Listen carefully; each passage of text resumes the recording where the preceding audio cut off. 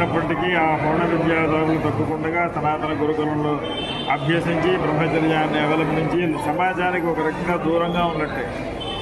ఇవన్నీ చిన్నతనంలో ఉండేటువంటి చిన్న చిన్న కోరికలతో సహా అన్నిటినీ పరిత్యజించి ఈ వేదం చదవడం అనేటువంటిది కొంచెం కష్టతరమైనటువంటి పరిస్థితి.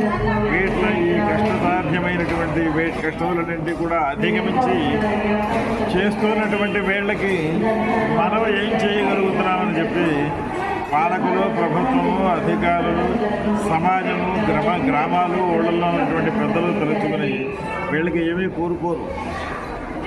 విద్యను అభ్యసించేటువంటి వాడు సమాజం నన్ను కొంచెం అభిమానంగా చూస్తోందా లేదా, వాత్సల్యంగా చూస్తోందా లేదా అనేటువంటి విషయాన్నే చూస్తారు తప్ప ఏదో కోట్లు సంపాదించాలి, ఏదో వందలాది ఎకరములు సంపాదించాలి అనేటువంటి భావం కళాకారులు కానీ వైదిక సంపత్తుల వారికి కానీ ధర్మం నిలబడాలి ప్రధాన లక్ష్యం.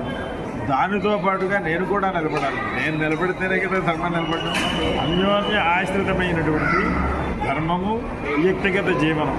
దీనికి చేయవలసింది ఏంటంటే అందరూ ఈశ్వరుడు మాల తయారు చేయాలంటే ప్రతి ఇంటి నుంచి ఒక పుష్పం వెళ్ళాలి అని సాగుతారు. అలాగే గ్రామస్తులు, నగరంలో ఉండబడినటువంటి ప్రముఖులు, అధికారులు అందరూ కూడా వారి వారి యొక్క